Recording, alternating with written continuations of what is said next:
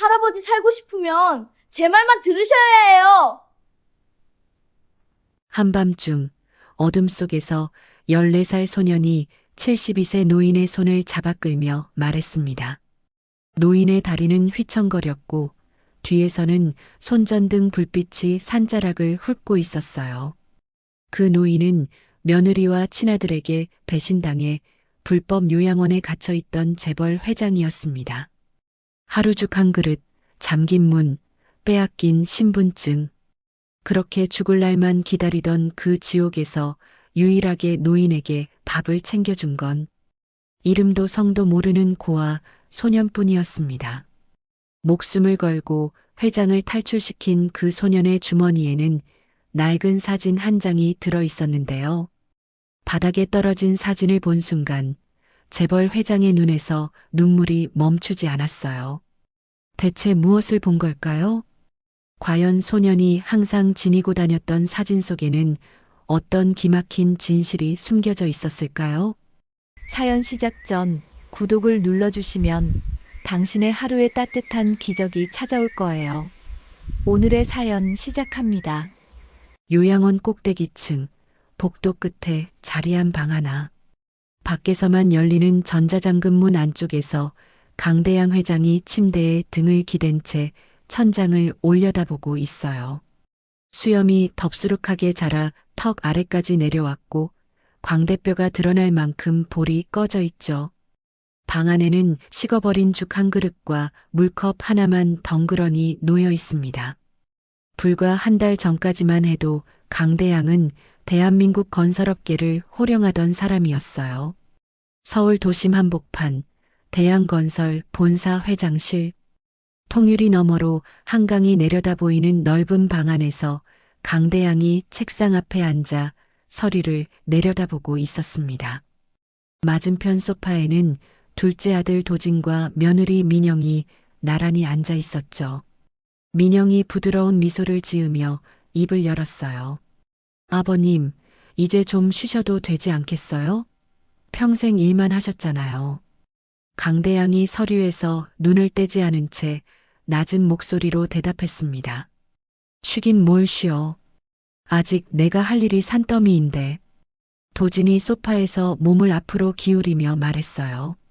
아버지, 저도 이제 45입니다.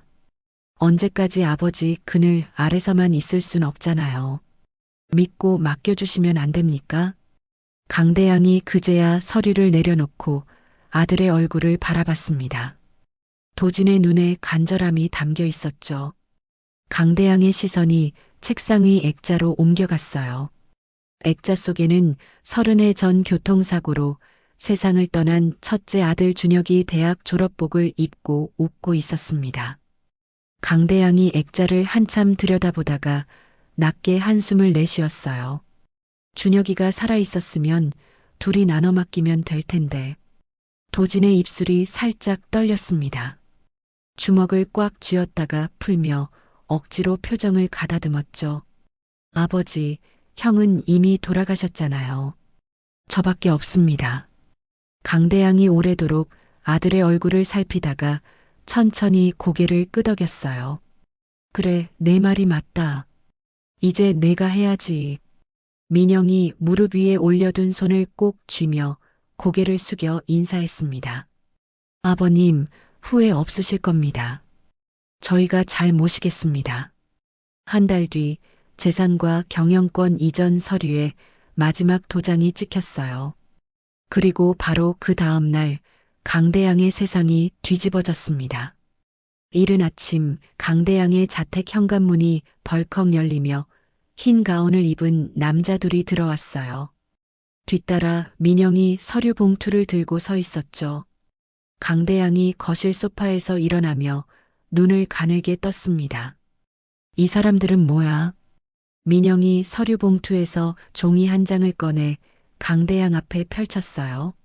아버님, 전문의 진단 결과예요. 치매 초기 판정이 나왔습니다. 강대양이 종이를 낚아채듯 잡아들고 읽어내려갔습니다. 눈동자가 빠르게 흔들렸죠. 이게 무슨 헛소리야. 나는 멀쩡해. 흰 가운의 남자 하나가 앞으로 다가오며 차분한 목소리를 냈어요. 회장님, 흥분하시면 안 됩니다. 전문 요양시설에서 안정을 취하시는 게 좋겠습니다. 강대양이 종이를 구겨 바닥에 내던지며 소리쳤습니다. 도진이 불러. 도진이한테 직접 물어볼 거야. 민영이 한 발짝 물러서며 조용히 말했어요. 도진 씨가 동의하셨어요, 아버님. 아버님을 위한 겁니다. 강대양의 얼굴에서 핏기가 빠져나갔습니다. 흰 가운의 남자들이 양쪽에서 강대양의 팔을 잡았어요. 강대양이 뿌리치려 했지만 오랜 세월 책상 앞에서만 보낸 72의 몸은 젊은 남자들의 힘을 이길 수 없었죠. 현관 밖에 검은 승합차가 대기하고 있었습니다. 강대양이 승합차에 실리는 동안 자택 2층 창문 커튼이 살짝 흔들렸어요. 커튼 뒤에서 도진이 아래를 내려다보고 있었습니다. 입술을 깨물고 고개를 돌린 도진의 옆에서 민영이 커튼을 닫으며 말했어요. 쓸데없는 짓 하지 마. 이미 늦었어. 그렇게 강대양 회장은 세상에서 사라졌습니다. 다시 요양원 꼭대기층 끝방. 강대양이 문 앞으로 비틀거리며 걸어가 주먹으로 문을 두드렸어요. 나 여기 있어. 누구 없어. 문 좀 열어줘. 아무런 대답이 돌아오지 않았습니다. 강대양이 쓸려 내리듯 문 앞에 주저앉았죠. 그날 밤 요양원 1층 급식실. 잔반을 그릇에 긁어담고 있던 소년 하나가 고개를 들었어요. 박 원장이 급식실 문에 기대서서 턱짓을 했습니다. 진우야, 꼭대기층 복도에 물 흘린 데 있다. 올라가서 닦아. 14살 진우가 잔반 그릇을 내려놓고 양동이를 들었어요. 꼭대기층 복도 끝까지 걸레질을 하며 다가갔을 때 잠긴 문 너머에서 낮게 신음하는 소리가 들려왔습니다. 진우가 걸음을 멈추고 문 앞에 귀를 가까이 대었죠. 문 안쪽에서 누군가 벽을 느리게 두드리는 소리가 들렸어요. 진우가 양동이를 내려놓고 문 아래 좁은 틈으로 고개를 숙여 안을 들여다봤습니다. 어두운 방 안에서 뼈만 앙상한 노인이 침대 끝에 걸터 앉아 고개를 떨구고 있었어요. 진우의 눈동자가 크게 떨렸습니다. 다음 날 새벽 간호조무사가 꼭대기층에 올라와 전자잠금 문의 비밀번호를 누르고 안으로 들어갔어요. 진우는 복도 반대편에서 걸레를 짜는 척하며 간호조무사의 손가락이 누르는 번호를 눈으로 따라갔습니다. 4자리 숫자가 진우의 머릿속에 또렷이 새겨졌죠. 그날 밤 박 원장과 간호조무사가 1층 사무실에서 교대 인수인계를 하는 시간, 진우가 양동이를 든 채 꼭대기층으로 올라갔어요. 전자잠금 문 앞에 선 진우가 낮에 외워둔 번호를 하나씩 눌렀습니다. 삑 하는 소리와 함께 잠금이 풀렸어요. 진우가 조심스럽게 문을 열고 안으로 들어갔습니다. 방 안에는 수염이 덥수룩하고 뼈가 드러날 만큼 마른 노인이 침대에 앉아 있었어요. 먹다 남은 죽 한 그릇이 바닥에 엎질러져 있었고 방 안에서 퀴퀴한 냄새가 났죠. 진우가 노인의 앞에 쪼그리고 앉아 얼굴을 올려다봤습니다. 노인의 눈에 초점이 없었어요. 진우가 주머니에서 저녁에 몰래 챙겨둔 주먹밥을 꺼내 노인의 손에 쥐어줬습니다. 노인의 손가락이 파르르 떨리며 주먹밥을 감쌌어요. 그 뒤로 진우는 매일 밤 같은 시간에 찾아왔습니다. 급식실에서 자기 몫의 밥과 반찬을 도시락에 담아 꼭대기층으로 올라갔어요. 진우가 문을 열고 들어서면 강대양은 항상 침대 끝에 앉아 문 쪽을 바라보고 있었죠. 사흘째 되던 날 강대양이 갈라진 목소리로 물었어요. 꼬마야, 너 누구냐? 진우가 도시락을 침대 위에 올려놓으며 대답 없이 돌아서려 했습니다. 왜 나한테 밥을 갖다 주는 거야? 진우가 문 앞에서 멈춰 섰어요. 돌아보지 않은 채 낮은 목소리로 말했습니다. 그냥요. 아무도 모르게 굶어 죽는 사람 보고 그냥 있을 순 없으니까요. 강대양의 손이 도시락 뚜껑 위에서 멈췄어요. 입술이 실룩거렸지만 아무 말도 나오지 않았습니다. 일주일이 지나면서 둘의 대화가 조금씩 길어졌어요. 진우가 도시락을 가져다 주고 옆에 앉아 강대양이 밥을 먹는 것을 지켜보는 시간이 생겼습니다. 어느 날 밤 강대양이 숟가락을 내려놓으며 입을 열었어요. 나는 대양건설이라는 회사를 세운 사람이다. 강대양이야. 진우가 눈을 동그랗게 떴죠. 대양건설이요? 그 큰 회사요? 강대양이 쓴웃음을 지으며 고개를 끄덕였어요. 내 며느리하고 아들놈이 짜고 나를 여기 쳐넣었어. 치매 환자로 만들어서. 진우가 강대양의 얼굴을 뚫어지게 쳐다봤습니다. 할아버지가 치매가 아니라고요? 내가 미쳐 보이냐? 강대양이 진우의 눈을 똑바로 들여다보며 말했어요. 진우가 천천히 고개를 저었습니다. 아니요. 할아버지는 멀쩡해 보여요. 강대양의 눈가에 주름이 깊게 잡혔어요. 오래도록 아무 말 없이 진우를 바라보다가 갈라진 목소리로 말했습니다. 고맙다, 꼬마야. 내가 아니었으면 나는 진짜 여기서 죽었어. 한편 서울 대양건설 본사에서는 민영이 매수한 의사에게 전화를 걸어 치매 진단서를 한 번 더 확인시키고 있었어요. 법무팀에서는 강 회장 명의의 부동산과 주식을 도진 명의로 옮기는 서류 작업이 마무리 단계에 올라 있었습니다. 도진이 회장실 의자에 앉아 첫 경영회의를 주재하고 있었어요. 회의실 밖 복도에서 강제 퇴직당한 전 비서실장 조용한이 멀찍이 서서 회의실 안을 지켜보고 있었습니다. 조용한의 입이 굳게 다물어져 있었고 주머니 안에서 주먹을 꽉 쥐고 있었죠. 그로부터 며칠 뒤 요양원에서 일이 벌어졌어요. 박 원장이 사무실에서 CCTV 화면을 돌려보다가 꼭대기층 복도에서 잠긴 방 쪽으로 걸어가는 진우의 모습을 발견했습니다. 박 원장의 눈이 가늘어졌어요. 다음 날 아침 박 원장이 급식실에서 설거지를 하고 있는 진우의 뒤통수를 잡아 확 돌려 세웠습니다. 야, 강진우. 진우가 젖은 손으로 뒤통수를 감싸며 돌아봤어요. 박 원장이 진우의 뺨을 세게 때렸습니다. 진우의 고개가 옆으로 돌아갔죠. 꼭대기층에 왜 올라갔어? 내가 거기 가지 말라고 했지. 진우가 뺨을 감싼 채 바닥을 내려다보며 대답했어요. 청소하러 간 거예요. 거짓말하지 마. CCTV에 다 찍혔어. 박 원장이 진우의 턱을 잡아 올리며 말했습니다. 한 번만 더 그 방 근처에 얼씬거려봐. 그날로 여기서 쫓아낸다. 알았어? 진우가 고개를 끄덕였어요. 박 원장이 급식실을 나간 뒤 진우가 고개를 들었습니다. 뺨이 빨갛게 부어올라 있었지만 눈빛은 흔들리지 않았어요. 그날 밤부터 진우는 CCTV의 위치를 하나하나 확인하기 시작했습니다. 어느 카메라가 어느 방향을 비추는지, 어느 시간에 사각지대가 생기는지를 복도를 오갈 때마다 눈에 담았어요.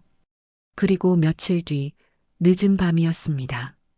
진우가 꼭대기층 복도 청소를 끝내고 1층으로 내려오던 중 박 원장 사무실 앞을 지나게 됐어요. 사무실 문이 살짝 열려 있었고 안에서 박 원장의 목소리가 새어나왔습니다. 진우가 발걸음을 멈추고 벽에 등을 붙였어요. 박 원장이 전화기를 귀에 대고 허리를 굽히며 말하고 있었습니다. 예, 사모님. 알겠습니다. 식사를 완전히 끊겠습니다. 물도요? 예, 외부 접촉은 원천 차단하고 있습니다. 자연사로 처리하라는 거죠? 예, 알겠습니다. 진우의 얼굴에서 핏기가 사라졌어요. 양동이를 잡은 손이 하얗게 질릴 때까지 힘이 들어갔습니다. 진우가 소리 없이 복도를 빠져나와 급식실 구석에 쪼그리고 앉았어요. 무릎 위에 얼굴을 묻고 한참을 그대로 있었습니다. 그러다 고개를 들었어요. 진우의 눈이 달라져 있었습니다. 새벽 3시 요양원이 가장 고요해지는 시간이었어요. 박 원장은 1층 사무실에서 쪽잠을 자고 있었고 간호조무사는 교대 시간이라 자리를 비운 상태였습니다. 진우가 CCTV 사각지대를 따라 꼭대기층으로 올라갔어요. 전자잠금 문 앞에서 번호를 눌러 잠금을 풀고 안으로 들어갔습니다. 강대양이 침대에서 고개를 돌렸어요. 꼬마야, 무슨 일이냐? 이 시간에 진우가 강대양의 팔을 잡아 일으키며 말했습니다. 할아버지, 시간 없어요. 저 사람들이 할아버지 밥을 완전히 끊으래요. 물도요. 그렇게 해서 죽게 만들라고 했어요. 강대양의 눈이 크게 떠졌어요. 뭐라고? 지금 나가야 해요. 오늘 밤 아니면 안 돼요. 강대양이 자신의 몸을 내려다봤습니다. 팔다리에 힘이 없었어요. 고개를 저으며 말했죠. 나는 걸을 수도 없는데 어떻게 나가? 진우가 강대양의 팔을 자기 어깨에 걸치며 대답했어요. 제가 부축할게요. 1층 식당 배식구 옆에 비상통로가 있어요. 거기로 나가면 뒷산이에요. CCTV가 안 닿는 길도 다 알아뒀어요. 강대양이 진우의 얼굴을 올려다봤습니다. 14살 소년의 눈에 두려움 같은 건 보이지 않았어요. 할아버지, 살고 싶으면 제 말만 들으세요. 강대양이 한참을 진우의 눈을 들여다보다가 침대에서 2발을 내렸습니다. 진우가 강대양을 부축해 방을 나섰어요. CCTV 사각지대를 따라 복도를 지나고 계단을 내려가 1층 식당 배식구 옆 비상통로에 다다랐습니다. 진우가 비상문 손잡이를 잡고 돌렸어요. 녹슨 경첩에서 끼익 하는 소리가 조용한 요양원 안에 퍼졌습니다. 진우가 이를 악물고 강대양의 팔을 잡아 끌었어요. 비상문 밖으로 차가운 밤 공기가 밀려 들어왔습니다. 진우가 강대양의 팔을 단단히 잡은 채 뒷산 어둠 속으로 첫 발을 내디뎠어요. 새벽 3시 복도의 비상등만 희미하게 켜져 있었어요. 진우가 강대양 회장의 팔을 자기 어깨에 걸치고 방문을 나섰습니다. 일주일 넘게 죽 한 그릇으로 버틴 회장의 다리가 휘청거렸고 진우가 허리를 2 손으로 잡아 세우며 속삭였어요. 할아버지, 지금부터 제가 말하는 대로만 하세요. 엘리베이터 말고 비상계단으로 내려갈 거예요. 2 사람은 미리 파악해둔 CCTV 사각지대를 따라 복도 오른쪽 벽에 바짝 붙어 걸었습니다. 복도 중간 간호사 대기실 문이 반쯤 열려 있었고 안에서 야간 당직 간호사의 코 고는 소리가 들려왔어요. 진우가 회장의 입 앞에 손가락을 가져다 대었고 2 사람은 숨을 죽인 채 대기실 앞을 지나쳐 비상계단 문에 도착했습니다. 진우가 손잡이를 천천히 눌렀어요. 찰칵 소리에 진우의 어깨가 움찔 굳었지만 복도 쪽에 인기척은 없었습니다. 4층에서 1층까지 내려가는데 10분이 넘게 걸렸어요. 1층 비상구 철문의 녹슨 잠금발을 양손으로 내리자 끽하는 소리와 함께 차가운 새벽 공기가 2 사람의 얼굴을 때렸어요. 요양원 뒤편은 곧바로 산자락과 이어져 있었고 진우가 회장의 손을 잡고 자풀 사이로 들어서며 말했습니다. 뒷산 넘어가면 마을이 하나 있어요. 거기까지만 가면 돼요. 산길은 가파르고 돌멩이 투성이었어요. 진우가 앞에서 발로 돌을 치우며 길을 만들었고 회장은 나뭇가지를 붙잡으며 한 발씩 올랐습니다. 20분쯤 올랐을 때 뒤쪽 요양원 건물에 불이 환하게 켜지며 사람들의 고함 소리가 들려왔어요. 찾아. 위층 비었어. 박 원장의 목소리였습니다. 진우의 얼굴이 하얗게 질렸지만 이를 악물고 회장의 팔을 끌어당겼어요. 빨리 가야 해요. 발견되면 끝이에요. 산등성이를 넘다 회장이 돌부리에 걸려 넘어졌고 무릎이 바위에 부딪혀 바지가 찢어졌습니다. 진우가 달려와 부축하자 회장이 거친 숨을 몰아쉬며 말했어요. 나 때문에 너까지 위험해지잖아. 너 혼자 먼저 가. 진우가 고개를 저으며 회장의 팔을 다시 자기 어깨에 걸었습니다. 싫어요. 할아버지 두고 가면 제가 밥 가져다 준 게 다 소용없잖아요. 산등성이 너머로 내려가자 좁은 시골 도로가 나타났어요. 오른쪽 200m쯤 앞에 편의점 간판 불빛이 보였고 진우가 회장을 도로 반대편 숲을 속에 앉힌 뒤 편의점을 향해 뛰어갔습니다. 새벽이라 손님은 없었고 아르바이트생 한 명이 카운터에서 졸고 있었어요. 진우가 카운터를 두드리며 급한 일이 있다고 전화를 빌려달라고 했고 아르바이트생이 흑투성이에 땀범벅인 소년을 잠깐 훑어보더니 자기 휴대폰을 내밀었습니다. 진우가 회장에게 받아 외운 조용한의 번호를 눌렀어요. 신호음이 4번 울린 뒤 잠에서 깬 듯 쉰 목소리가 들려왔습니다. 누구요? 이 새벽에 강대양 회장님이 보내셨어요. 회장님이 지금 위험해요. 여기로 와주세요. 짧은 침묵 뒤에 조용한이 급하게 어디냐고 물었고 진우가 편의점 간판에 적힌 주소를 읽어주자 알겠다는 답과 함께 전화가 끊어졌어요. 숲으로 돌아온 진우가 자기 겉옷을 벗어 떨고 있는 회장의 어깨에 덮어주었습니다. 연락됐어요. 곧 오신대요. 멀리 요양원 쪽에서 손전등 불빛 여러 개가 산자락을 훑고 있었어요. 30분쯤 지났을 때 도로 끝에서 헤드라이트 불빛이 나타났고 검은색 승용차 한 대가 천천히 다가와 편의점 앞에 멈췄습니다. 코트 깃을 세운 반백머리 남자가 운전석에서 내려 주위를 두리번거렸어요. 강대양 회장이 숲을 사이로 고개를 들며 가느다란 목소리를 냈습니다. 용환이. 진우가 숲풀에서 일어나 도로로 뛰어나가 손을 흔들었고 조용한이 달려와 숲풀 속 회장을 발견했어요. 조용한이 회장의 양팔을 잡고 일으켜 세우자 회장의 몸이 조용한에게 기울었고 조용한의 눈가가 붉어졌습니다. 회장님, 접니다. 조용한이에요. 진우가 뒷문을 열어 회장을 뒷좌석에 태웠고 조용한이 운전석에 앉으며 진우에게 같이 타라고 했어요. 차가 출발하자 백미러의 산자락 쪽 손전등 불빛이 도로 위까지 내려오는 것이 비쳤고 조용한이 엑셀을 밟았습니다. 큰 도로에 진입했을 때 진우가 처음으로 긴 숨을 내쉬었어요. 뒷좌석에서 강대양 회장이 눈을 감고 있었고 거친 숨소리가 차 안을 채웠지만 가슴은 규칙적으로 오르내리고 있었습니다. 조용한이 백미러로 회장을 확인하며 물었어요. 지금 어디로 갈까요, 회장님? 강대양 회장이 눈을 뜨지 않은 채 가느다란 목소리로 대답했습니다. 성우한테 가자. 조용한이 고개를 끄덕이며 핸들을 왼쪽으로 꺾었고 차가 도시 방향으로 속도를 높였습니다.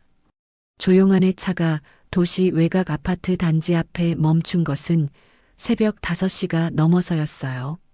조용한이 미리 전화를 넣어두었는지 1층 현관문 앞에 최성우 변호사가 슬리퍼에 잠옷 차림으로 서 있었습니다. 눈은 완전히 깨어 있었어요. 조용한이 뒷문을 열자 최성우가 곧장 다가와 강대양 회장의 팔을 받치며 말했습니다. 회장님, 성우입니다. 안으로 들어가시죠. 진우가 반대편에서 회장의 허리를 받치고 세 사람이 현관을 지나 최성우의 3층 아파트로 올라갔어요. 거실 소파에 회장을 눕히자 최성우가 따뜻한 물과 수건을 가져왔고 조용한이 회장의 신발을 벗기며 발을 살폈습니다. 요양원 슬리퍼가 산길에서 찢어져 거의 맨발이나 다름없었고 발바닥에 긁힌 자국이 여러 개 나 있었어요. 최성우가 수건으로 회장의 얼굴과 손을 닦아주며 조용한에게 물었습니다. 상태가 이게 뭡니까? 도대체 어디에 계셨던 겁니까? 조용하니 고개를 숙이며 대답했어요. 불법 요양원이었습니다. 제가 더 일찍 찾았어야 했는데. 최성우가 이를 악물었습니다. 민영이 짓이죠? 조용하니 고개를 끄덕였어요. 최성우가 진우를 처음으로 똑바로 바라보았습니다. 흙과 땀으로 범벅이 된 14살 소년이 소파 옆에 서서 회장의 이마에 묻은 흙을 손가락으로 떼어내고 있었어요. 조용하니 진우의 어깨에 손을 얹으며 말했어요. 이 아이가 회장님을 빼냈습니다. 요양원에서 일하던 고아라고 합니다. 최성우가 진우에게 고개를 숙였어요. 고맙다 얘야. 내가 아니었으면 회장님이 큰일 날 뻔했구나. 진우가 어색하게 고개를 저었습니다. 아니요, 저는 그냥 할아버지가 밥을 너무 못 드셔서요. 아니요, 저는 그냥 할아버지가 밥을 너무 못 드셔서요. 최성우가 부엌에서 밥과 국을 데워와 진우 앞에도 한 그릇을 놓았어요. 진우가 멈칫하다 숟가락을 들었어요. 국을 한 모금 삼키자 소년의 눈가가 붉어졌지만 아무 말 없이 밥을 떠먹었습니다. 강대양 회장도 최성우의 도움으로 상반신을 일으켜 죽 대신 처음으로 따뜻한 밥을 먹었어요. 숟가락을 든 손이 떨렸지만 밥알을 하나도 흘리지 않으려는 듯 천천히 입으로 가져갔습니다. 숟가락을 든 손이 떨렸지만 밥알을 하나도 흘리지 않으려는 듯 천천히 입으로 가져갔어요. 식사가 끝나자 최성우가 노트북을 펴놓고 회장에게 감금 경위를 물었습니다. 회장이 아내 장례 후 열흘 만에 도진이 경영 이양 서류를 가져온 것, 서명 사흘 만에 민영이 의사를 데려와 하루 만에 치매 진단서가 나온 것, 그 주 안에 요양원으로 끌려간 것을 하나씩 말했어요. 최성우가 타이핑을 멈추며 물었습니다. 하루 만에 진단서가 나왔다고요? 회장이 고개를 끄덕였어요. 최성우가 의자에서 몸을 일으키며 조용한을 보았습니다. 진단서 발급 병원 이름, 의사 이름, 요양원 등록 여부 전부 확인해야 합니다. 내일 아침에 바로 움직여야 해요. 조용한이 주머니에서 수첩을 꺼내며 말했어요. 요양원 이름은 제가 알고 있습니다. 제가 수소문에서 찾아냈으니까요. 서류 쪽은 회사 내부 사람을 통해 빼올 수 있습니다. 최성우가 다시 회장을 보며 말했어요. 회장님, 지금 상태로는 병원에 가셔야 합니다. 영양 상태도 그렇고 무릎도 다치셨으니. 강대양 회장이 손을 저었습니다. 병원은 안 돼. 민영이가 병원부터 뒤질 거야. 내 이름으로 접수하는 순간 들통나. 최성우가 잠시 생각하더니 말했어요. 제 후배 중에 개인 의원하는 사람이 있습니다. 거기서 이름 없이 진료받으실 수 있어요. 회장이 그제야 고개를 끄덕였습니다. 최성우가 전화를 끊고 다시 테이블 앞에 앉아 진우 쪽을 바라보았습니다. 소년이 빈 그릇을 들고 부엌 싱크대에서 설거지를 하고 있었어요. 최성우가 부엌으로 걸어가 의자를 끌어 진우 맞은편에 앉으며 말했습니다. 진우야, 나는 변호사야. 앞으로 회장님 일을 법적으로 도와야 하거든. 그래서 너에 대해서도 좀 알아야 해. 진우가 젖은 손을 앞치마에 닦으며 고개를 갸웃했어요. 저요? 저는 그냥 요양원에서 일하던 애인데요. 최성우가 혹시 신분증이나 고아원에서 받은 서류 같은 게 있느냐고 물었고 진우가 고개를 저었습니다. 서류 같은 건 없어요. 최성우가 다시 물었어요. 그럼 너한테 남아있는 물건이 뭐가 있어? 뭐든 괜찮아. 진우가 바지 주머니에서 접힌 종이 한 장을 꺼내 테이블 위에 올려놓았습니다. 이것밖에 없어요. 고아원 원장 선생님이 제가 처음 들어왔을 때 같이 있었던 거라고 했어요. 최성우가 종이를 펼치자 색이 바랜 오래된 사진이었어요. 젊은 남자가 병원 복도로 보이는 곳에서 환하게 웃으며 흰 포대기에 쌓인 갓난아기를 안고 있었습니다. 최성우의 손끝이 미세하게 떨리기 시작했어요. 20대 중반쯤 되어 보이는 사진 속 남자의 눈, 코, 입선이 최성호의 기억 속 한 사람과 정확하게 겹쳤습니다. 최성호가 사진을 들고 거실로 천천히 걸어가 강대양 회장 앞에 무릎을 꿇고 사진을 내밀었어요. 회장님, 이것 좀 보십시오. 강대양 회장이 사진을 받아들었고 사진 속 남자의 얼굴을 본 순간 입술이 파르르 떨렸습니다. 30년 전 교통사고로 세상을 떠난 첫째 아들 강준혁이었어요. 회장의 손에서 힘이 빠지며 사진이 무릎 위로 미끄러졌다가 다시 두 손으로 움켜쥐었습니다. 준혁아. 회장의 목소리가 갈라졌고 눈에서 물이 흘러내렸지만 닿지 않았어요. 회장이 고개를 천천히 돌려 부엌 문 앞에 서 있는 진우를 바라보았습니다. 진우의 얼굴을, 사진 속 준혁의 얼굴을, 다시 진우의 얼굴을 번갈아 보았어요. 눈매가, 코가, 턱선이 판박이었습니다. 최성우가 조심스럽게 말했어요. 회장님, 저도 봤습니다. 준혁이입니다. 저 사진 속 사람. 진우가 자기 사진이 왜 어른들을 저렇게 만드는지 모르겠다는 얼굴로 서 있었어요.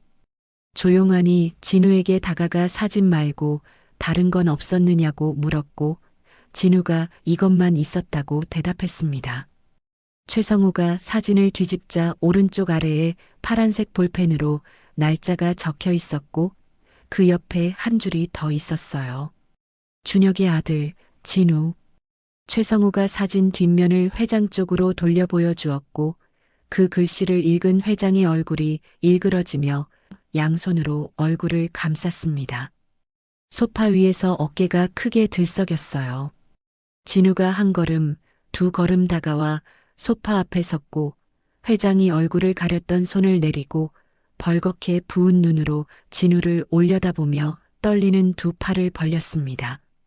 진우가 그 품으로 한 발짝 들어갔고 회장의 팔이 소년의 등을 감쌌어요. 최성우가 창가로 걸어가 조용한에게 낮게 말했습니다. DNA 검사부터 해야 합니다. 사진만으로는 법적 증거가 안 돼요. 조용한이 오늘 중으로 검사기관에 연락하겠다고 답했어요. 최성우가 소파 쪽을 돌아보았습니다. 강대양 회장이 여전히 진우를 아는 채 눈을 감고 있었고 진우의 손이 회장의 등을 어색하게 토닥이고 있었어요. 최성우가 노트북을 다시 열며 조용한에게 말했습니다. 준혁이 교통사고 당시 자료도 다시 들여다봐야 합니다. 아이가 있었다는 걸 아무도 몰랐어요. 거실 시계가 새벽 6시를 가리키고 있었어요. 세 사람의 긴 하루가 이제 막 시작되려 하고 있었습니다. 그날 오전 최성호의 후배가 운영하는 개인의원에서 강대양 회장의 진료가 이루어졌어요. 의사는 회장의 이름을 묻지 않았고 차트에도 번호만 적었습니다. 영양실조와 탈수 증상이 심했고 무릎 찰과상에는 소독과 붕대 처치가 필요했어요. 의사가 최성호에게 일주일 이상 제대로 못 드신 것 같으니 당분간 소화가 잘 되는 음식으로 하루 4끼 나눠서 드시게 하라고 말했습니다. 진료가 끝난 뒤 의원 앞에서 기다리고 있던 조용한이 서류 봉투 하나를 내밀었어요. 회사 격리팀에 아는 사람을 통해 새벽에 빼온 대양건설 내부 서류 사본 3장이었습니다. 최성우가 서류를 한 장씩 넘겼어요. 첫 번째는 강대양 회장의 자산 이전 동의서, 두 번째는 대표이사 변경 신고서였고, 세 번째를 보는 순간 최성호의 손이 멈췄습니다. 한민영 명의의 개인 계좌로 회사 자금 30억 원이 이체된 내역서였어요. 이체 날짜는 회장이 요양원에 들어간 날로부터 이틀 뒤였습니다. 최성우가 서류를 봉투에 다시 넣으며 횡령이라고 단정했고 조용한은 요양원이 관할 구청에 정식 등록조차 되어 있지 않은 미등록 시설이라는 확인 결과도 전했어요. 최성우의 집으로 돌아온 뒤 최성우가 소파에 앉은 회장 앞에 서류를 펼쳐 놓으며 정리했습니다. 첫째 가짜 치매 진단서, 둘째 미등록 요양원 감금, 셋째 30억 횡령. 이 세 가지만으로도 민영이는 끝입니다. 강대양 회장이 서류를 내려다보며 말했어요. 민영이 혼자 한 게 아니야. 도진이도 알고 있었을 거야. 최성우가 고개를 끄덕이며 말했어요. 자산 이전 동의서 수령일란에 강도진 씨 이름이 있습니다. 다만 요양원 감금에 직접 관여했는지는 증거가 더 필요해요. 조용한이 수첩을 펴며 말했습니다. 박 원장을 잡아야 합니다. 그 사람이 민영이한테 돈 받고 회장님을 가둔 실행범이니까요. 박 원장이 입을 열면 도진 씨 관여 여부도 나올 겁니다. 진우가 소파 구석에 앉아 있다가 입을 열었습니다. 복도에 CCTV 있었어요. 원장실 앞이랑 1층 현관에도 있었고요. 근데 할아버지 방 앞 복도 끝에는 없었어요. 그래서 제가 밥을 가져다 드릴 수 있었던 거예요. 최성우가 진우를 바라보며 말했어요. 그 CCTV에 회장님이 들어오는 날 영상이 남아있다면 누가 데려왔는지가 찍혀 있을 겁니다. 조용한이 자리에서 일어나며 말했습니다. 제가 가겠습니다. 요양원 쪽을 한 번 더 확인해 보죠. 최성우가 손을 들어 조용한을 멈추게 했어요. 혼자 가시면 안 됩니다. 지금쯤 박 원장도 회장님 빠져나간 걸 민영이한테 보고했을 테고 요양원 쪽은 긴장 상태일 겁니다. 경찰 신고 시점에 대해서도 의견을 나눴는데 최성우는 지금 신고하면 민영이 증거를 없앨 시간을 주는 것이니 증거를 먼저 다 모은 뒤에 한꺼번에 터뜨려야 한다고 했습니다. 강대양 회장이 최성우의 말을 듣고 있다가 천천히 입을 열었어요. 성우야, 하나 더 부탁할 게 있어. 이 아이가 정말 준혁이 아들인지 DNA 검사 결과가 나와야 내가 제대로 싸울 수 있어. 최성우가 고개를 끄덕이며 말했어요. 이미 연락해뒀습니다. 오늘 오후에 검사기관에서 사람이 옵니다. 구강 전망만 채취하면 되니까 간단해요. 결과는 사나흘 걸린다고 합니다. 오후 2시 검사기관 직원이 도착해 면봉으로 회장과 진우의 볼 안쪽을 각각 채취하고 밀봉했어요. 진우가 면봉을 입에서 빼며 물었어요. 이거 하면 뭘 알 수 있는 거예요? 최성우가 진우 옆에 앉으며 대답했습니다. 할아버지랑 내가 가족인지 아닌지를 알 수 있어. 진우의 눈이 동그래졌어요. 가족이요? 저는 가족이 없는데요. 최성우가 진우의 머리에 손을 올리며 말했어요. 그걸 확인하려고 하는 거야. 진우의 눈이 동그래졌어요. 가족이요? 저는 가족이 없는데요. 최성우가 진우의 머리에 손을 올리며 말했어요. 그걸 확인하려고 하는 거야. 검사 직원이 나간 뒤 최성우가 노트북을 열어 강준혁 교통사고 당시 기록을 다시 살폈습니다. 사고 당시 차에 동승자는 없었고 준혁이 결혼한 기록도 없었어요. 사진이 찍힌 날짜가 사고보다 석 달 전이었으니 아이가 태어나고 석 달 뒤에 준혁이 사고를 당한 셈이었습니다. 조용한이 미혼 상태에서 아이가 태어났고 사고 후에 아이만 고아원에 들어간 거냐고 묻자 최성우가 DNA 결과가 나오면 확실해진다며 그 전까지는 추측이라고 말했어요. 저녁에 4사람이 식탁에 둘러앉아 된장찌개를 먹었습니다. 강대양 회장이 숟가락을 들다 말고 진우를 바라보았고 진우가 시선을 느끼고 고개를 들며 왜 그러시냐고 물었어요. 회장이 고개를 저으며 아니라고 먹으라고 말했습니다. 진우가 거실 바닥에 이불을 깔고 눈을 감자마자 잠이 들었어요. 최성우가 잠든 진우를 내려다보며 조용한에게 낮은 목소리로 말했습니다. 결과가 어떻게 나오든 저 아이가 회장님을 살린 건 변하지 않아요. 조용한이 고개를 끄덕이며 그래서 더 조심해야 한다고 민영이가 회장님이 살아계신 걸 알면 아이까지 위험해질 수 있다고 말했어요. 강대양 회장은 안방 침대에 누웠지만 잠이 오지 않았습니다. 베개 옆에 놓아둔 낡은 사진을 손으로 더듬어 가슴 위에 올리며 어둠 속에서 중얼거렸어요. 준혁아, 아빠가 몰랐다. 내가 아이를 남겨뒀는 줄 몰랐어. 같은 시각 대양건설 본사 사무실에서 한민영이 핸드폰을 귀에 대고 있었습니다. 전화 너머 박 원장의 떨리는 목소리가 환자가 아이와 함께 사라졌다고 보고했고, 한민영의 손이 책상 위 볼펜을 움켜쥐어 부러뜨렸어요. 한민영이 전화를 끊고 사무실 유리창 앞에 서서 다른 번호를 눌렀습니다. 황 반장, 나야. 할 일이 생겼어. 한민영에게 회장의 행방을 찾으라는 전화를 받은 황 반장은 다음 날부터 부하 3명을 동원해 요양원 뒷산 일대와 인근 도시병원 응급실을 이틀 동안 샅샅이 뒤졌어요. 하지만 강대양이라는 이름으로 접수된 기록은 어디에도 없었습니다. 최성우가 이름 없이 후배 개인 의원에서 진료를 받게 한 것이 정확하게 먹힌 거였어요. 황 반장이 한민영에게 전화를 걸어 추적 실패를 보고했고, 한민영은 전화를 끊은 뒤 의자 등받이에 기대어 손톱으로 책상을 두드리며 생각에 잠겼습니다. 누군가 회장을 돕고 있다는 건 확실했지만 지금은 꼬리를 잡을 수 없었어요.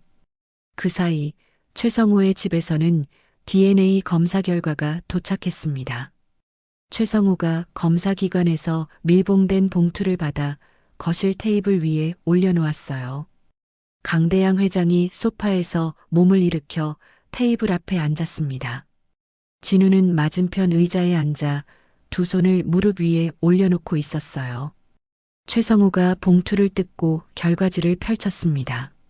종이 위에 인쇄된 숫자와 표를 훑어보던 최성우의 시선이 맨 아래 결론 항목에서 멈췄어요. 최성우가 결과지를 테이블 위에 내려놓으며 입을 열었습니다. 조부와 손자 관계 일치합니다.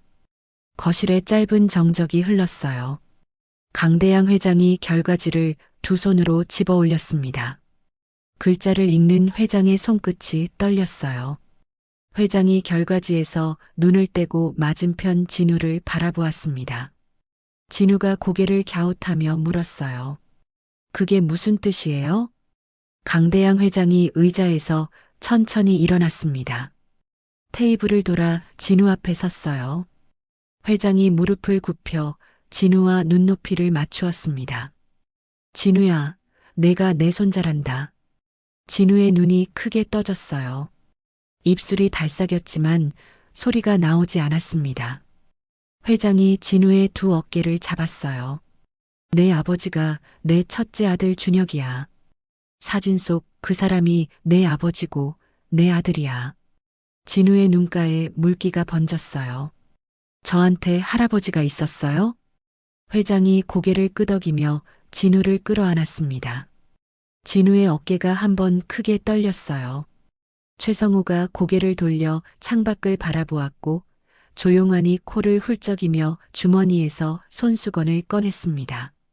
최성우가 두 사람에게 시간을 준 뒤 의자를 당겨 앉으며 말했어요. 회장님, 이걸로 4가지입니다. 지난번 진단서, 요양원, 횡령 내역의 DNA 결과까지. 이제 빠질 게 없어요. 최성우가 서류 4장을 나란히 정리해 한 묶음으로 만들며 말을 이었습니다. 이걸 어디서 터뜨리느냐가 중요합니다.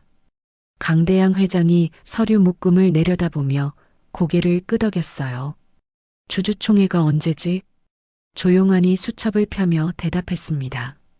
일주일 뒤입니다. 도진 씨가 대표이사 취임 이후 첫 정기 주주총회를 소집했어요. 최성우가 펜을 들며 말했어요. 그 자리에서 터뜨립시다. 주주들과 이사진이 모인 자리에서 증거를 공개하면 도진 씨와 민영 씨가 빠져나갈 구멍이 없습니다. 강대양 회장이 입을 열었어요. 내가 직접 들어간다. 최성우가 회장을 바라보았습니다. 회장님이 직접 나타나시는 겁니까? 그래. 치매 걸려서 요양원에 있다던 사람이 멀쩡하게 걸어 들어가면 그 자체가 증거야. 최성우가 잠시 생각하다 고개를 끄덕였어요. 맞습니다. 회장님 존재 자체가 가장 강력한 증거죠. 일주일 동안 최성우의 집은 작전 본부가 되었어요. 조용하는 대양건설 내부 협력자를 통해 주주총회 일정, 좌석 배치, 출입 절차를 확인해 왔습니다. 최성우는 증거 서류를 법적 효력이 있는 형태로 정리하고 공증까지 마쳤어요. 강대양 회장은 최성우의 후배 의원에서 영양수액을 맞으며 체력을 회복했습니다.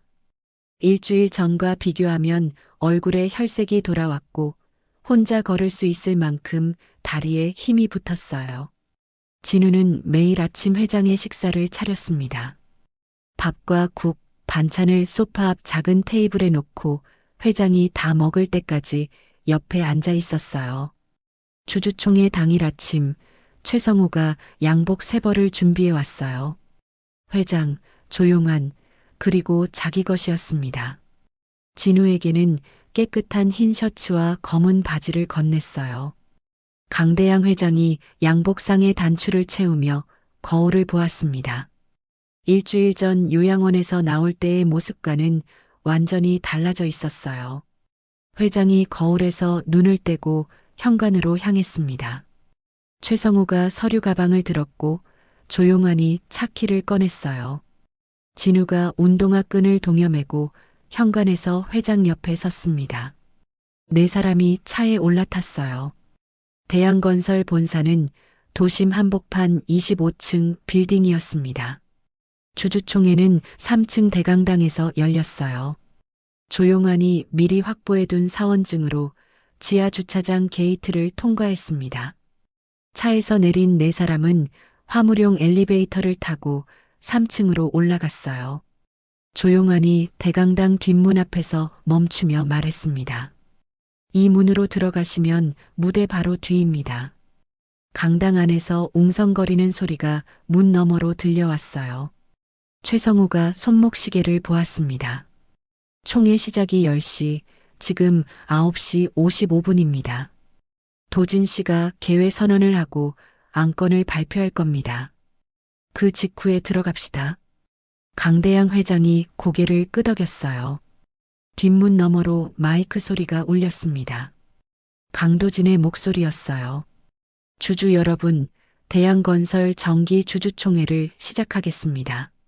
강당 안이 잠시 조용해졌어요. 강도진이 말을 이었습니다. 첫 번째 안건, 신규 사업 투자 승인의 건을 상정합니다. 최성우가 뒷문 손잡이에 손을 올렸어요. 강대양 회장을 돌아보았습니다. 회장이 한번 깊게 숨을 들이쉬고 고개를 끄덕였어요. 최성우가 문을 열었습니다.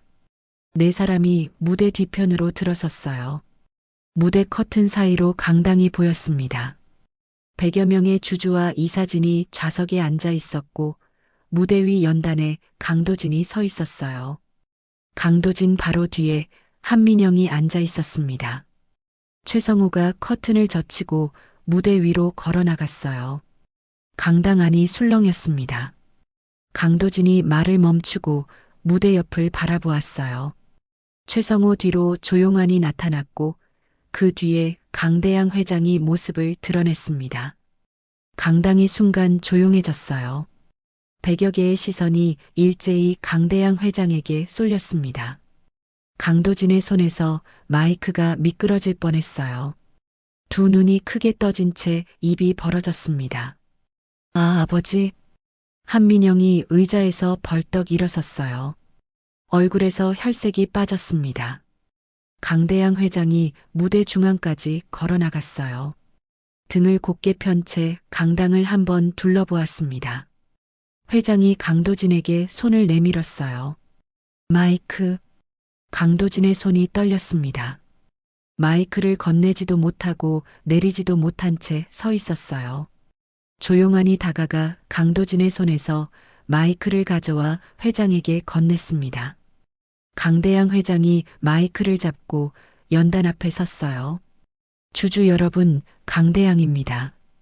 강당에 웅성거림이 퍼졌어요. 회장이 한 손을 들어 강당을 조용히 시켰습니다. 제가 치매에 걸렸다는 이야기를 들으셨을 겁니다. 지금 제 모습을 직접 보고 판단해 주십시오. 회장이 최성호를 바라보았어요. 최성호가 서류 가방에서 증거 서류 묶음을 꺼내 연단 위에 올려놓았습니다. 회장이 서류를 한 장 집어들었어요. 이것은 저를 치매 환자로 만든 가짜 진단서입니다. 이 진단서를 발급한 의사는 제 며느리 한민영 씨가 운영하는 부동산 법인의 고문 의사입니다. 강당이 다시 술렁였어요. 회장이 두 번째 서류를 들었습니다. 이것은 제가 감금되어 있던 요양원에 관할 구청 조회 결과입니다. 이 시설은 정식 등록이 되어 있지 않은 불법 시설입니다. 한민영의 얼굴이 하얗게 굳었어요. 회장이 세 번째 서류를 들었습니다. 이것은 한민영 씨 개인 계좌로 이체된 30억 원의 내역서입니다. 이체 시점은 제가 요양원에 감금된 이틀 뒤입니다. 강당 안 곳곳에서 의자 끄는 소리, 탄식 소리가 터져 나왔어요. 이사진석에 앉아있던 사람들이 고개를 돌려 한민영을 바라보았습니다. 강도진이 연단 뒤에서 한 걸음 물러섰어요. 다리가 풀린 듯 뒷벽에 등을 기댔습니다. 한민영이 자리에서 일어나 마이크를 향해 걸어왔어요. 이건 사실이 아닙니다. 회장님은 치매 초기 증상이 있으셔서 전문 시설에. 강대양 회장이 한민영을 돌아보며 말했어요. 민영아, 여기 있는 사람들 눈에 내가 치매 환자로 보이냐? 한민영의 입이 다물렸습니다. 강당 안 시선이 한민영에게 쏠렸어요. 아무도 한민영 편을 들지 않았습니다. 최성호가 연단으로 다가와 마지막 서류를 꺼냈어요. 추가로 한 가지 더 알려드리겠습니다. 최성호가 DNA 검사 결과지를 들어 올렸습니다. 강대양 회장님에게는 돌아가신 첫째 아들 강준혁 씨의 유일한 혈육, 직계 손자가 존재합니다. DNA 검사로 확인되었습니다. 강당이 한순간 멈춘 것처럼 조용해졌어요. 최성호가 무대 옆을 바라보았습니다. 진우가 커튼 뒤에 서 있었어요. 최성호가 손짓했고 진우가 천천히 무대 위로 걸어 나왔습니다. 흰 셔츠에 검은 바지를 입은 14살 소년이 강대양 회장 옆에 섰어요. 강당 안 사람들이 두 사람의 얼굴을 번갈아 보았습니다. 회장이 마이크를 내려놓고 진우의 어깨에 손을 올렸어요. 강도진이 뒷벽에서 미끄러지듯 바닥에 주저앉았습니다. 두 손으로 얼굴을 감쌌어요. 한민영이 핸드백을 움켜쥐고 강당 출구 쪽으로 걸어갔습니다. 출구 앞에 최성우가 미리 연락해둔 경찰 2명이 서 있었어요. 한민영의 발이 멈췄습니다. 경찰이 한민영에게 다가가며 말했어요. 한민영 씨 사기 및 횡령 혐의로 동행하셔야 합니다. 한민영이 핸드백 끈을 쥔 손에 힘을 주었지만 더 이상 갈 곳이 없었어요. 경찰이 한민영을 강당 밖으로 데리고 나갔습니다. 강당 안에 다시 웅성거림이 퍼졌어요. 강대양 회장이 마이크를 다시 들었습니다. 주주 여러분, 오늘 이 자리에서 말씀드리고 싶은 것은 하나입니다. 대양건설은 아직 끝나지 않았습니다. 제가 다시 돌아왔습니다. 강당 앞줄에 앉아있던 원로 주주 한 명이 자리에서 일어나 박수를 쳤어요. 1명, 2명, 박수가 번져나갔습니다. 강대양 회장이 마이크를 내려놓고 진우를 내려다보았어요. 진우가 올려다보며 작게 웃었습니다. 무대 구석에서 강도진이 무릎을 꿇은 채 고개를 숙이고 있었어요. 입술이 파르르 떨리고 있었지만 아무 말도 하지 못했습니다. 강대양 회장이 강도진 쪽을 바라보았어요. 한참을 바라보다 고개를 돌렸습니다. 아무 말도 하지 않았어요. 주주총회가 끝난 뒤 일주일이 지났어요. 한민영은 고액의 보석금을 내고 구치소에서 풀려났지만 출국 금지와 주거지 제한 조건이 붙어 있었습니다. 한민영은 집에 돌아오자마자 황 반장에게 전화를 걸었어요. 그 고아 애가 영감탱이를 빼내지 않았으면 아무 일도 없었어. 그 애를 데려와. 영감탱이가 가장 아끼는 게 뭔지 이제 다 알잖아. 황 반장이 대답했어요. 어디 있는지는 파악됐습니다. 최성우 변호사 집에 같이 있어요. 한민영이 의자 팔걸이를 두드리며 말했습니다. 학교도 안 다니는 애가 하루 종일 집에만 있진 않을 거 아니야. 밖에 나올 때를 노려. 같은 시각 최성우의 아파트에서는 분위기가 한결 가벼워져 있었어요. 강대양 회장은 거실 소파에서 신문을 읽고 있었고 진우는 최성우가 사다 준 중학교 참고서를 펼쳐놓고 거실 바닥에 엎드려 있었습니다. 최성우가 출근 준비를 하며 진우에게 말했어요. 진우야, 오늘 내가 법원에 서류 제출하러 가야 해서 저녁에 늦을 수 있어.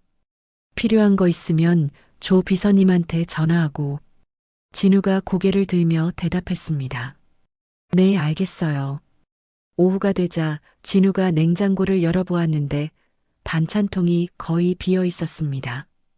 진우가 거실로 나와 앞에 슈퍼 가서 반찬거리를 사오겠다고 했고 회장이 같이 나갈까 하자 금방 갔다 온다며 혼자 현관을 나섰어요. 단지 정문을 나서 200m쯤 떨어진 슈퍼마켓에서 두부, 달걀, 파를 사고 나오는데 슈퍼마켓 앞 골목에 검은색 승합차가 세워져 있었습니다. 진우가 승합차 옆을 지나가려는 순간 뒷문이 스르르 열리며 남자 2명이 내렸어요. 한 명이 앞을 막고 다른 한 명이 뒤에서 퇴로를 차단했습니다. 진우의 손에서 비닐봉지가 떨어졌고 달걀판이 바닥에 부딪혀 깨지는 소리가 났어요. 두 남자가 진우의 양팔을 잡아 승합차 안으로 밀어넣었고 14살 소년의 힘으로는 어른 2명을 당해낼 수 없었습니다. 승합차 문이 닫혔어요. 운전석의 황 반장이 백미러로 진우를 보며 조용히 하면 다치지 않는다고 말했고 차는 골목을 빠져나가 큰 도로로 진입했습니다. 1시간쯤 달려 도착한 곳은 도시 외곽공단 지역의 콘크리트 창고 건물이었어요. 황 반장이 진우를 창고 안접이식 의자에 앉히고 한민영에게 전화를 걸어 데려왔다고 보고했습니다. 한민영이 전화 너머에서 말했어요. 잘했어. 내가 직접 영감탱이한테 연락할게. 같은 시각 최성우의 아파트에서 강대양 회장이 시계를 보았습니다. 진우가 나간 지 1시간이 넘었어요. 왕복 10분이면 충분한 거리였습니다. 불안한 마음에 슬리퍼를 신고 밖으로 나가 슈퍼마켓 앞까지 걸어갔어요. 슈퍼마켓 앞 바닥에 비닐봉지 하나가 떨어져 있었고 봉지 옆에 깨진 달걀 껍데기가 흩어져 있었습니다. 두부 한 모가 포장재 바닥에 굴러 있었어요. 강대양 회장의 얼굴에서 혈색이 빠졌고 비닐봉지를 집어든 손이 떨리기 시작했습니다. 다리에 힘이 풀려 슈퍼마켓 앞 턱에 주저앉은 회장이 슈퍼마켓 주인에게 전화를 빌려 최성우에게 걸었어요.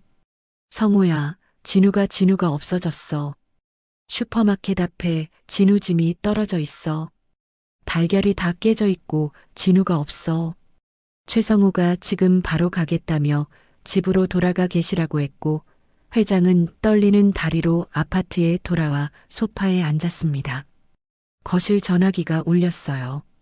수화기를 들자 한민영의 목소리가 흘러나왔습니다. 아버님, 오랜만이에요. 진우가 보고 싶으시면 고소를 취하하세요. 증거 서류 전부 폐기하시고 대양건설 경영권을 도진이한테 돌려주세요. 회장의 턱이 굳었어요. 너 지금 뭘 하는지 알고 있는 거야? 한민영의 목소리가 차가워졌습니다. 준혁이 아들이라면서요? 그 귀한 손자 다치면 안 되잖아요. 전화가 끊어졌어요.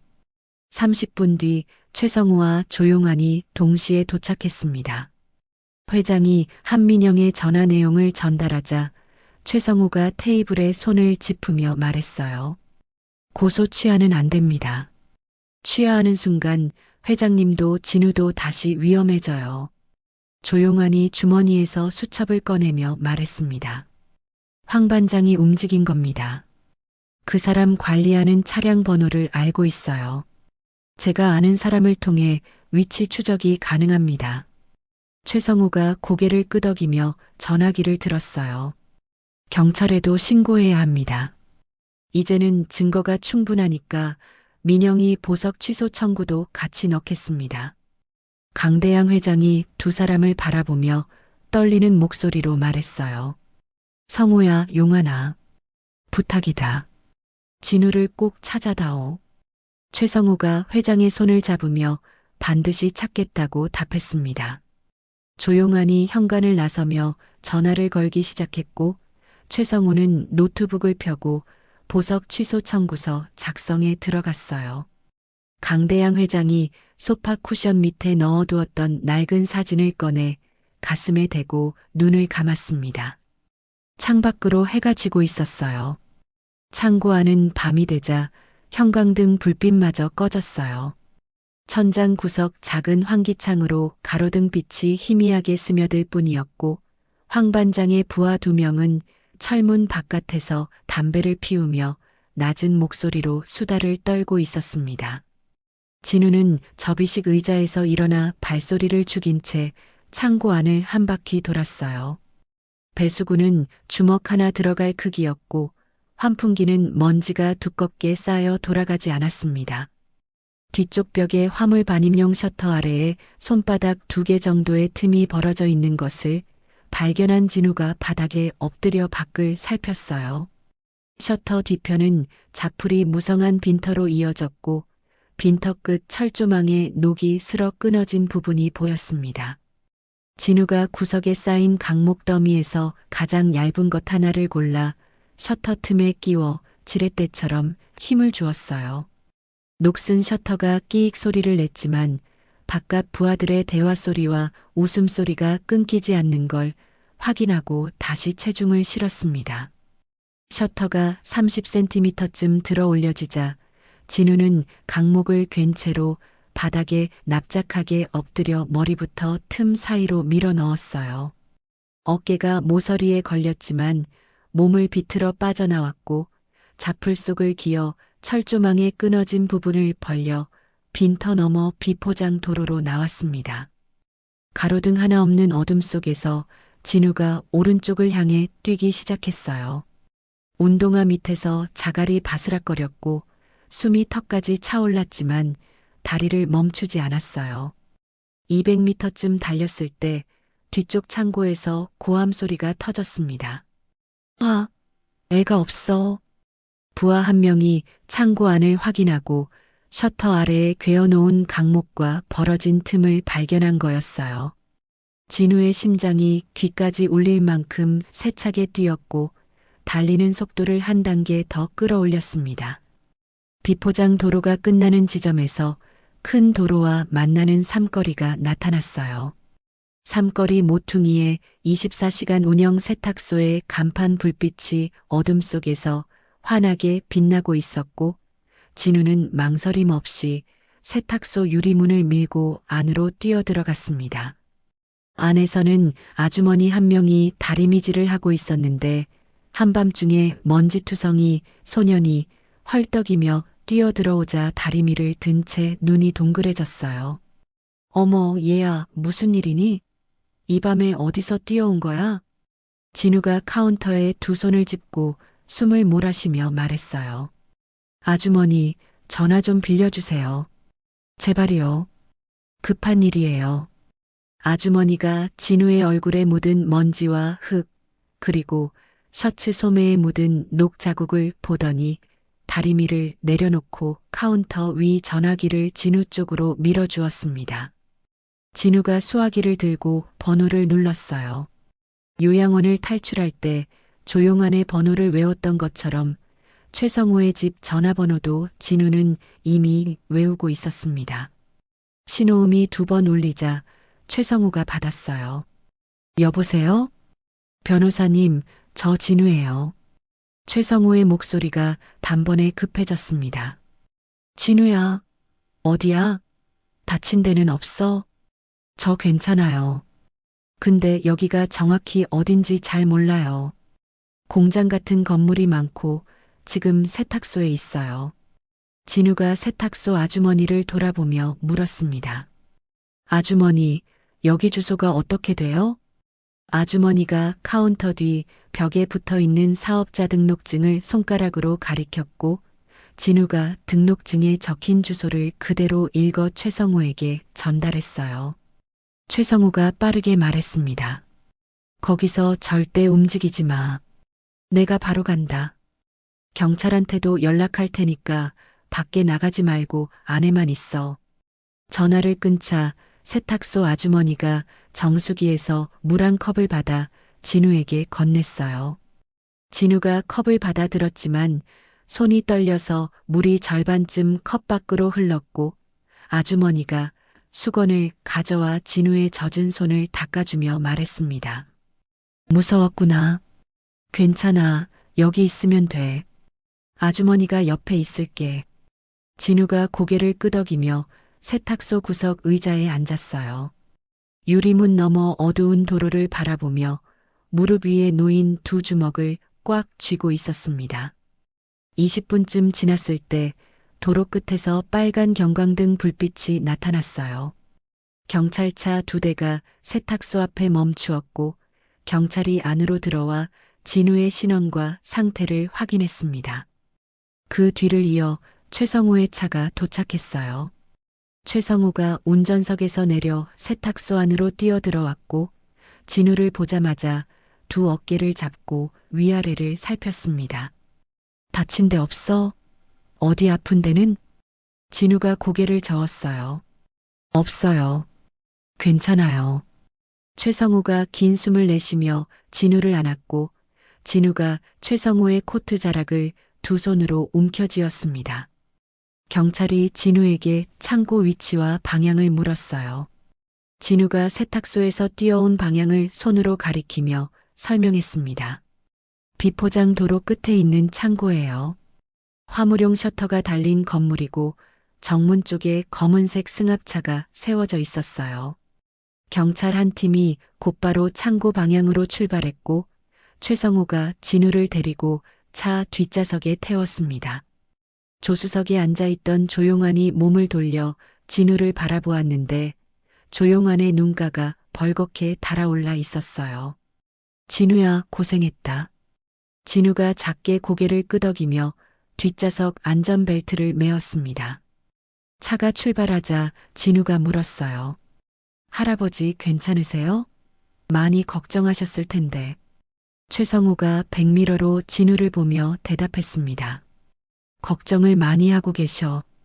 빨리 가자. 차가 도시로 향하는 큰 도로에 진입했고 가로등 불빛이 줄지어 차창을 스쳐 지나갔어요.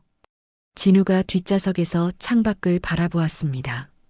눈에 물기가 맺혔지만 흘러내리지는 않았고 입술을 꽉 깨문 채 고개를 돌리지 않았어요.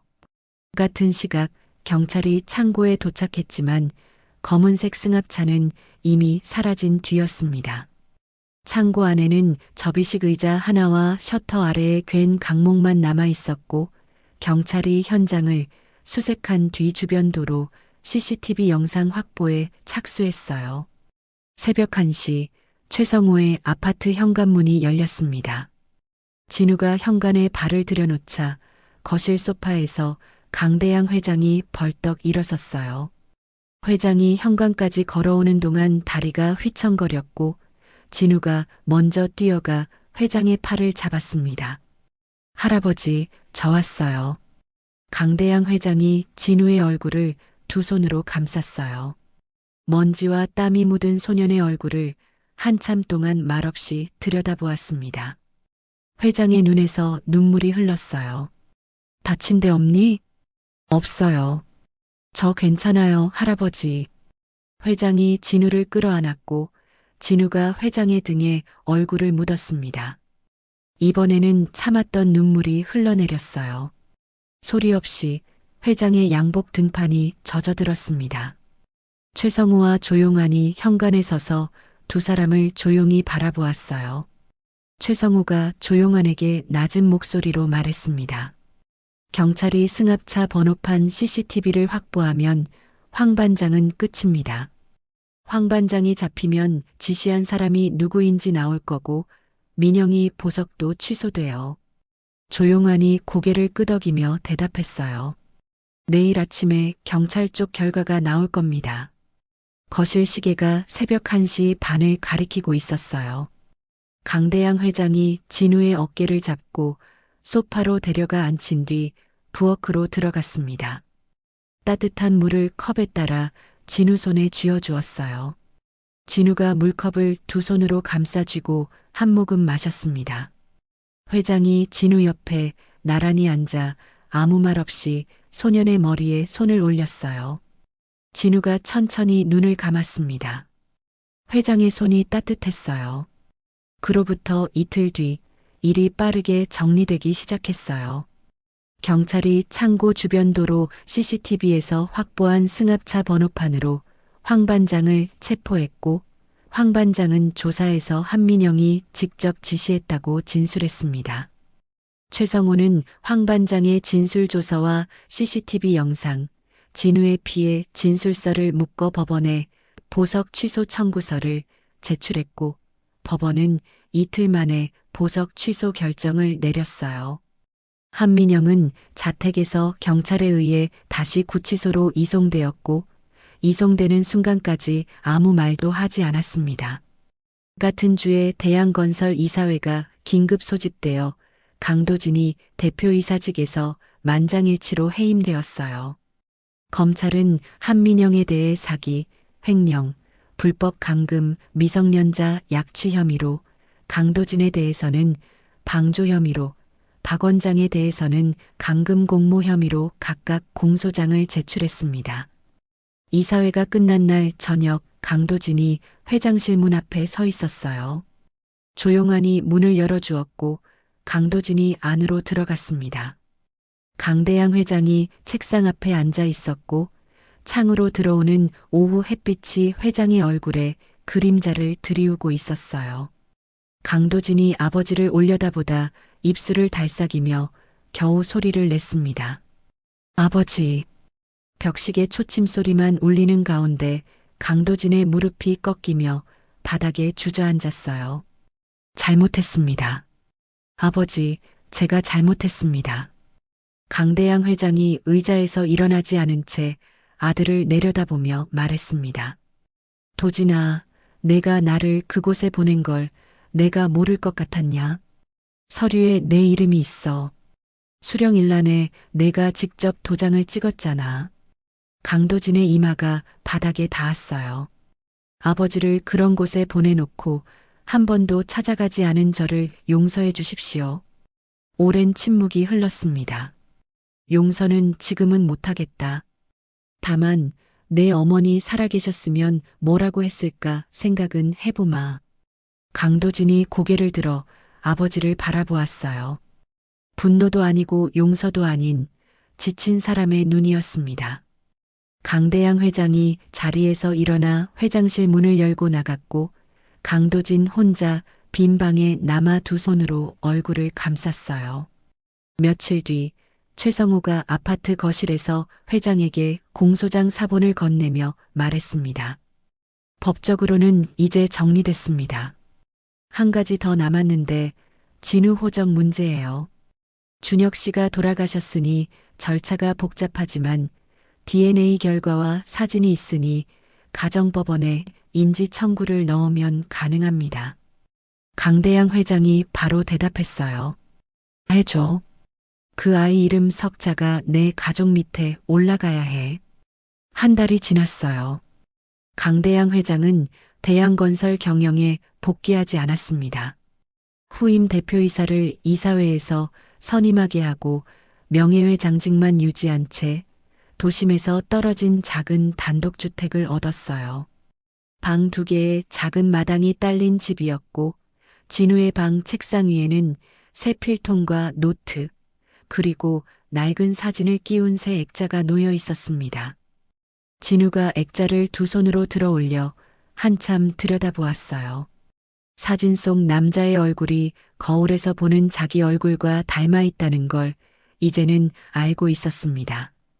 진우가 거실로 나오자 강대양 회장이 부엌에서 된장찌개를 끓이고 있었어요. 72년 인생에서 처음 잡아보는 국자였고 찌개가 끓어 넘쳐 가스레인지 위에 국물이 흘렀습니다. 진우가 서랍에서 행주를 꺼내 건네며 말했어요. 할아버지, 불 줄여야 안 넘쳐요. 제가 할게요. 할아버지는 바쁘세요. 두 사람이 작은 식탁에 마주 앉았습니다. 된장찌개 한 냄비, 밥 두 공기, 김치 한 접시가 전부였어요.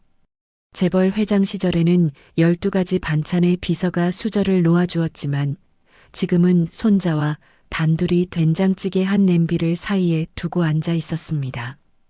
찌개가 좀 짰지만 진우는 밥에 말아 한 그릇을 다 비웠고 회장도 남기지 않았어요.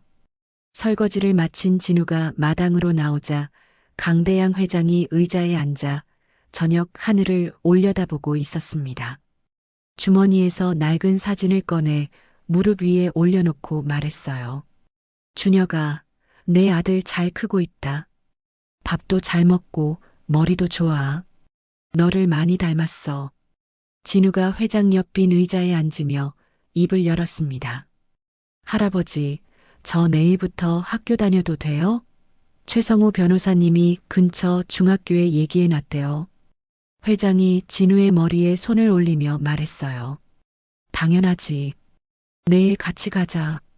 할아버지가 데려다 줄게.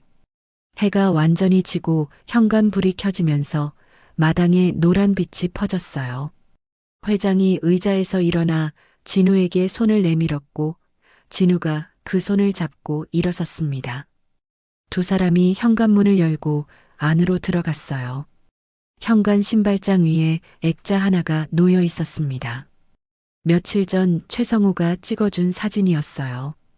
강대양 회장과 진우가 나란히 서서 카메라를 보고 있었고 두 사람 다 웃고 있었습니다. 현관문이 닫혔어요. 마당에는 빈 의자 두 개만 나란히 남아 있었고 그 위로 밤하늘의 별빛이 내려앉고 있었습니다. 오늘 들려드린 대양건설 강 회장님과 진우의 기막힌 인연 어떻게 들으셨나요? 가장 높은 곳에서 모든 것을 잃은 노인과 가장 낮은 곳에서 버림받았던 소년이 만나 진정한 가족이 되어가는 과정이 참으로 가슴을 뭉클하게 합니다.